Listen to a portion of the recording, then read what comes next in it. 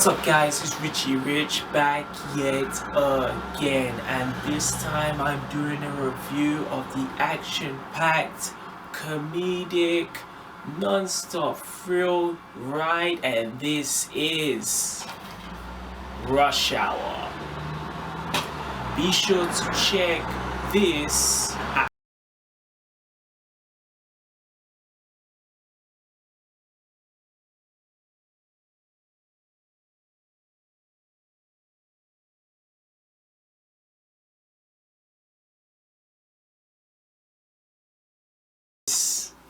On the back cover, it's more than just a movie. Well, New Line Cinema, I have to agree with you right there. But yes, Rush Hour, one of the most famous buddy comedy films that came out in the late 90s, starring the fast-talking Chris Tucker and the martial arts legend Jackie Chan. So this movie is very dear to me, and it's sort of a sequels, Rush Hour 2, which came in 2001, and Rush Hour 3 that came out in 2007, which I'll speak more about later. But the Rush Hour, the whole premise of Rush Hour is it's a very it feels it's kind of more legendary now with age, just for the there's a lot of firsts in this movie. This is one of the first times you had an African American actor and an Asian Chinese superstar in Jackie Chan as leads, and especially in now we're making now things are starting to change. We're seeing films like Black Panther and Aladdin. You're seeing such a diverse cast of wide talented actors, but back then in the 90s, usually especially in a big Hollywood production, in buddy cop films, like a Lethal Weapon back in the day, or a 48 Hours, you would not necessarily see an Asian man or a black man in the top billing for a big blockbuster hit. And before I touch on the plot, let's talk about everybody's two favorite buddy cop actors, Chris Tucker and Jackie Chan. So how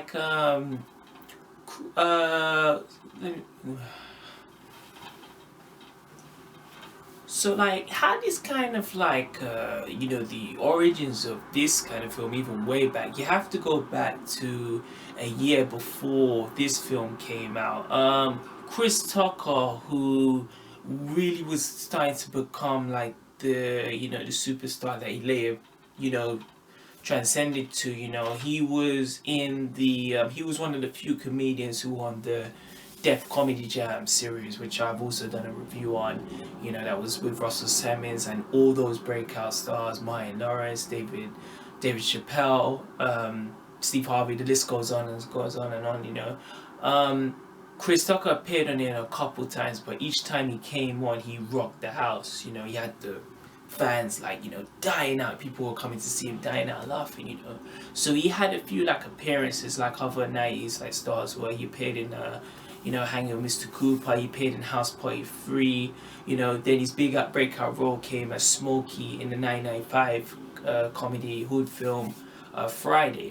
So after that, a couple years ago, he made some appearances in Jackie Brown, Dead Presidents, and his other big title role was Money Talks. And it just so happened the guy who directed Money Talks, who directed this, was Brett Rayner. Brett Rayner at the time was just kind of getting his feet when the Hollywood games. So Money Talks and Rush Hour were his first two big commercial successful films. And then it's he went on to direct the other Rush Hour films and that. But it really is because Money Talks wasn't possibly a best it was for what it was a good thing, but it was a good hit because you were able to see Chris Tucker in a title role, see how his comedic abilities are. And you could see with Chris Tucker, I think what really shines out with him, no one had seen someone like him before, the high-pitched voice, the fast talking, and he could kind of play on other actors, you know, like how he plays alongside Charlie Sheen is completely different how he plays to Jackie Chan in this, but it works well, you know what I mean? Not just the different dynamics of the two characters they're portraying. And like what I really like, you know, appreciate Chris Tucker is I have to say like there was a void with like the let's say like the black comedic cop. You know, I felt like Eddie Murphy was the last one who really brought, you know, came to like major prominence with like the Beverly Hills Cop, and also he did the 48 Hours, you know, of like, you know, the Fast Talking Cop as the buddy cop films, you know.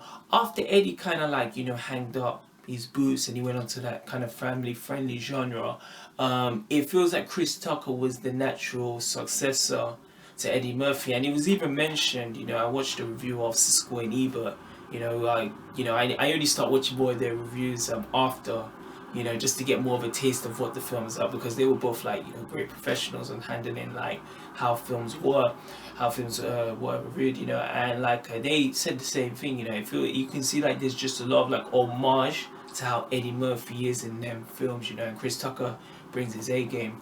And like, of course, you know, who doesn't know Jackie Chan, you know? I mean, what I've always loved with Jackie Chan, because I'm gonna say straight up now, like I've always been a big diehard Bruce Lee fan. If I can find it, I may even put it up one day. Like I had a big Bruce Lee poster that I used to put like in my bedroom wall, you know. I used to idolize Bruce Lee in Enter the Dragon, Game of Death, the Big Boss and that, you know. So I felt like it's been like, speaking of like you know, successors, you know, Eddie Murphy and like Chris Tucker kind of like succeeded him. I always felt like Jackie Chan was the best like representation of someone who succeeded Bruce Lee, you know. But as I say, successor, it wasn't like he was like just imitation of Bruce Lee, you know. Jackie Chan, even if you see his earlier films like, you know, Rumble in the Bronx and like, you know, few of his other movies that he made in China, and even when he came to America and he was making his films and they like, you know, just dubbed him, you know, he always combined like his humor with his like martial arts, you know. He was one of the few like Chinese martial artists to do that, you know. So it made perfect sense to put these two guys together, you know, like, you know, first time, you know, like you know, I even heard like when they first got together, like they didn't know who they were, you know, like Chris Tucker didn't know Jackie Chan and Jackie Chan only knew Eddie Murphy, believe it or not, you know what I mean? So, and sometimes that's the best designs for like a successful recipe, you know. Sometimes you just have to experiment and give it a shot, you know, and it turned out to be a, you know, a perfect dish. Like, yeah, you know, the plot with this movie is very like you know, your standard kind of cop buddy film, you know. What happens is there's like a big authority figure. Like the film starts off in China, you know, and a great like action sequence scenes of like, you know, Jackie Chan chasing like one of the main antagonists of this film, Ken Leung, who plays Sang. You know, he was the Asian man with the blonde hair.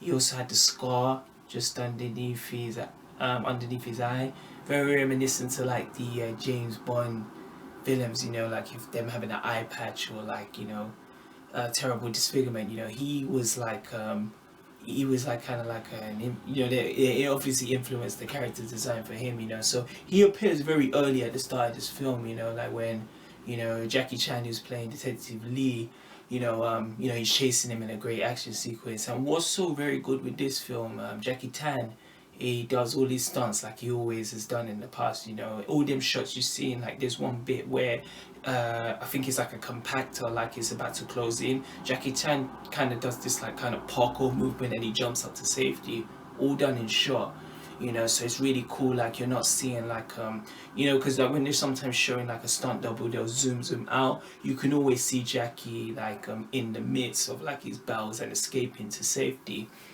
After that happens, you know, like you know, Detective Lee, you know, he's able to like you know, catch Ken Leung's character Sang. You know, he goes back to the consul. You know, the consul is like, I'm pretty sure he's like, if there was a version of like maybe mayor or like a district attorney in that part of like where it's set at the start in China. I believe he is that, and he Council Solo Han, who's played by Sima, so in the early parts of the film, it shows Lee meeting the council's daughter, and their kind of rapport. It's like even though like he works for the council, he has his very like relationship with the consul's daughter, like it was a uncle, so like as that part, he already introduced Lee. What was really cool is already introduced Lee to like Lee Jackie Chan to what like you're gonna see. The film straight off moves to LA, and we get to see Chris Tucker. Chris Tucker at the start. I think he's tailing one guy who happens to be selling C4. Which leads on to what happens later. He's selling C4. So he ends up like busted him, and he blasts his car, which had C4, and it blows a big explosion in the middle of like Los Angeles. You know what I mean? And when he hits it, like Chris Tucker, who as mentioned before, he's a big fan of my Jack show. He does like a thing from another part of me, which is cool. But it already within like already like 15 minutes into the picture, you already see the two characters of Chris Tucker and Jackie Chan, for them two respective settings in Asia and America. So yeah, how the whole thing like kind of mixes of like, these two, I think it's called the fastest mouth in the West means like the fastest hands in the East. That was one of the slogans for this films. The council that I mentioned about his daughter gets like kidnapped, and this happened. This happened by Sang, the one who was in that kind of like chase with Jackie Chan early on. So they hijacked the thing, like they hijacked the daughter, and she's like basically for the majority of the film, like to the end in the climax, she's just like off screen. You'll see like some scenes of being like, oh papa, like she needs someone to kind of save you and that, but she's pretty much off screen. So what happens is because the whole when she gets kidnapped, it happens to be in LA as well. Council Han gets in touch with like the FBI there who are dealing with the man. He says he wants to send like his best operative, like detective, and he sends Detective Lee. And it just so happens because of that incident that Chris Tucker caused on the streets trying to catch that guy with the C4, the FBI basically don't want Jackie Chan involved in the case, so they contact the LAPD basically to send someone to just like kind of like put Jackie Chan's character Lee out of the picture, and like LAPD basically get a hold of Chris Tucker, because of that. They were like, yeah, he's perfect by a good job because he's just an imbecile, and that's how they end up meeting, like Chris Tucker originally, Detective Carter was just meant to be like Jackie Chan's tour guide, whilst the FBI can handle the situation. And yeah, man, it's just really cool, like from how you see them to the end, what I mean? Because there's so different dynamics, but the underlining kind of similarities between both of them is they just got a knack for like comedy. I think that's just something you can't teach. I think they just really bonded. I think not even just as the characters, but in the behind the scenes, they just like bonded due to their like love for like comedy. So like as the film like progresses, they have like some big action sequences. Like when they kind of just go into it like like Detective Carr and Lee are now kind of a team, that kind of thing. Like the FBI are never going to really solve this, so they got to do it themselves, and they go into another action scene where there's this big building on the streets of Los Angeles, and the FBI basically kind of raid that building, and they go there, and the C4 that was mentioned earlier, they basically blowed it whole up because Sang was basically asking for a ransom for the daughter, so the FBI mess up miserably, and it's up to like Lee and Carr to chase Sang, you know, and great scene, you know, they find in this building, it's like abandoned and dark, you know, Jackie Chan's like keeping his own with Sang, you know, Detective Carter's like chasing along, you know, and they end up like falling in one of the debris, you know, but one of the good things that happened is they were able to find like one of the triggers for C4, you know, so they, you know, link, you know, they find out like who is like Jun Tao, you know, who Jun Tao, I believe in like the Asia, it means like a kind of like a criminal mastermind, you know, but they couldn't put like the face to who Shin Tao was, you know. It only happens to the end that it turns out that it was the councilman's friend, who I forgot to mention, Tom Wilkinson, who also was the Albert Falcone in Batman Begins.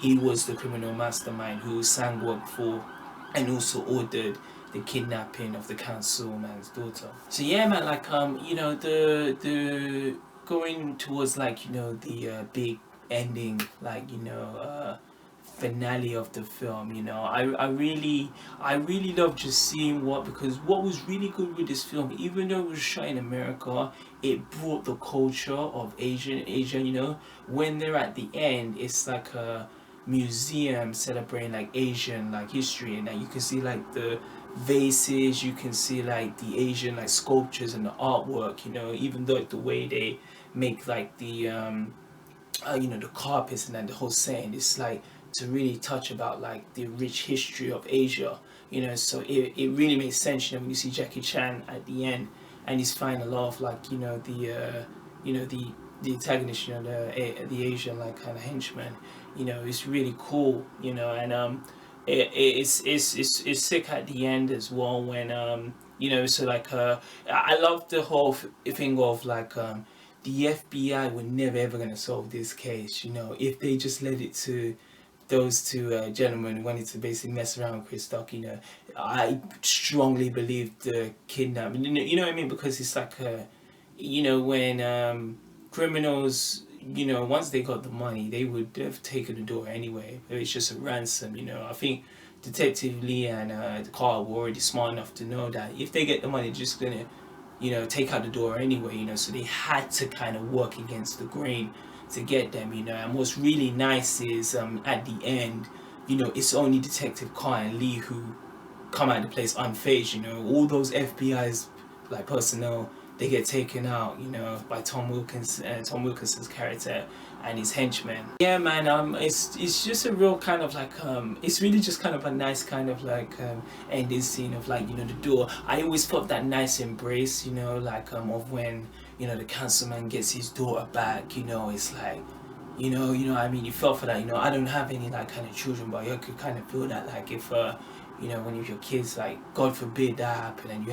end up you end up getting them again, you know. It's the best relief, you know. And and it's also cool, like Neddy, like the last part of the film, it leads on to what goes on to happen 2 years, I believe it was 3 years later, is Rush Hour 2, you know. They're on the plane like jetting to Asia, because like Detective Carter was able to get some holiday time off, you know. So yeah, it turns out to be like a you know, ending or just the beginning for Detective Carter and Detective Lee. So like Rush Hour, man, would I say that like this is either like Jackie Chan's best film or Chris Tucker's best film? You know, it is very difficult to say, because I honestly think like nationwide, you know, across the world, I know for sure like Chris Tucker is mostly widely known for this film,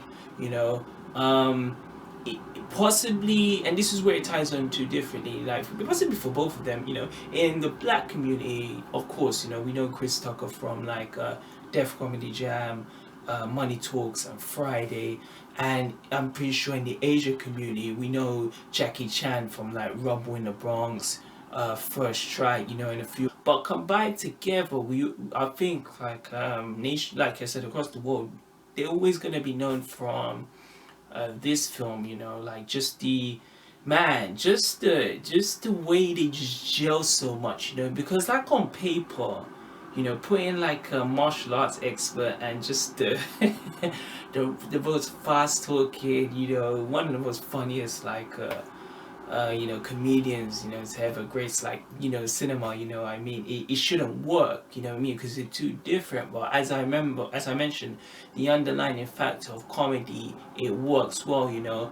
The best thing with them is both of them don't have an ego.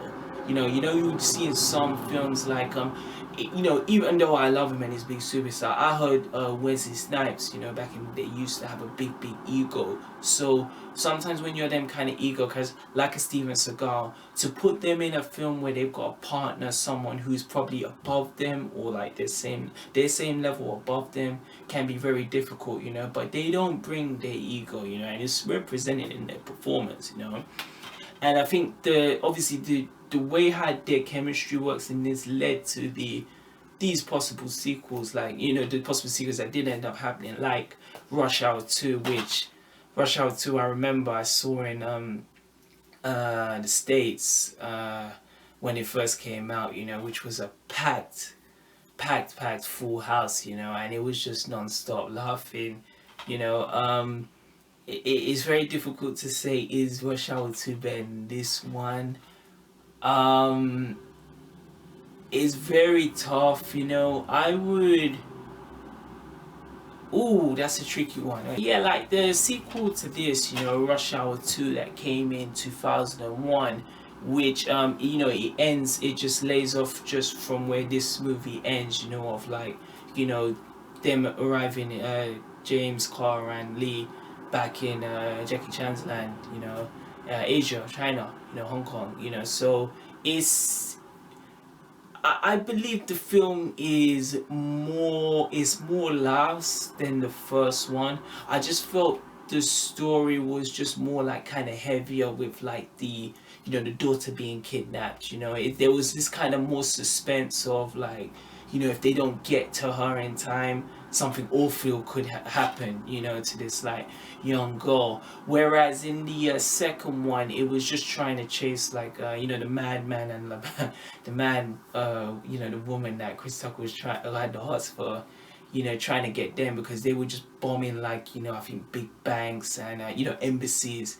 you know, so they were doing more of these kind of like a big kind of like just these kind of insane kind of radical situations, all for this like, you know, big money and that, you know. But I would just say it's only a step low because like I've watched I remember like they would have marathons once all of them were released out, you know, they would show 1, 2 and 3, so I would always watch them like they would show 1, 2 like back to back and 3 would probably come on the next night, you know. So when I watched both of them, I always felt like you know, the first one just took probably the story a bit more serious, where the second one was just, you know, non-stop entertainment, you know. And they travel from different locations but they, you know, Chris Tucker and Jackie Chan both work well in the second one.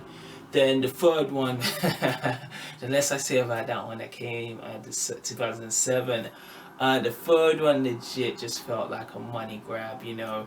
I think there's has been a long like stigma in Hollywood, like when they've made a successful first film that was never meant to, you know, be as big as you know, what the studio thought it could become, you know. And then the second one is usually not good as first one, makes a lot of money as well. Ideally they always follow it on the third one, you know. And they took a longer gap because this second one was in 2001, third one came out in 2007, you know. And you can just feel that there's just a big disconnect, you know. You know, it's you know, it's good here and there, you know, but it felt like the second one was just the time to end it, you know. Sometimes these series, you know, you don't have to always get to the trilogy, you know, you can get to it, but I always feel like just to keep, you know, the films like, you know, strong in a legacy, you know, end it at its highest, you know. And I feel like Rush Hour 2 was just the perfect time to end it, you know. But 3 is an enjoyable flick, you know, if you want to check it out. It would have been best like in another genre, but it didn't have to be a Rush Hour, you know, rather than like making a, like, you know, a Rush Hour 3 or 4, you know. How many times can Rush Hour be there, you know? Like, but like it would have been nice to just been in a different kind of spin, You know, if it was me, I would have put them in the direction, because yeah, I just think like the pairing of them is just the best. But yeah, definitely anyone who's seen like you know, Lethal Weapon, or like most importantly seen like the 48 Hours and Beverly Hills Cop, you know, the Eddie Murphy films. This is like a night version of what Beverly Hills Cop would have been, you know. So and I think Beverly Hills Cop is in Los Angeles as well. Malibu, yeah, Beverly Hills Cop. You know, so yeah, definitely check this out. You know, this film, this is like almost 20 years after it. You know, and this film still good. You know, all the practical effects that they use in this is still superb. You know, and right, one thing I got to mention, and that, so like, you know, as I was mentioning, like buddy cop films. You know, Ride Along that came out. You know, featuring Kevin Hart and Ice Cube. You know, you cannot, and this is not to this is not to put down like Kevin Hart or the Ride Along things, that cannot be even named in the same bracket as any of the Rush Hours. You know, it's just not the same level. You know, as I was talking about, like when you see these two, it's like international. Ride Along just doesn't have that. You know, it doesn't take time to really let the jokes set. It's just one place to one place to another. You know, and again, you know, Kevin Hart, he's a good comedian, but is he better than Chris Tucker? You know, that's in just my opinion, like from seeing him on the screen. I know I don't think he is, you know, but you know, if what I would mention Ride Along is, if you have seen Ride Along and you are looking for something that's 100% better, definitely check Rush Hour. You will not be disappointed. Yes, guys, so thank you for taking time of your busy and I must say busy schedule to watch my review on 1998's hilarious action comedy Rush Hour. Stay tuned for more 90s reviews. And with the 90s reviews, just so if no one knows, you know, I actually am going to be doing these reviews every upcoming Tuesdays. You know, so it's going to be, I've got like a whole stack of them. You know, I'm going to be surprising like many members of the team. You know, we're going to be putting out every Tuesday. So just watch out for next Tuesday. There's going to be another review. Another one I've already got, you know, so just stay tuned, because I assure you, Richie Rich will be back yet again. Peace, two fingers.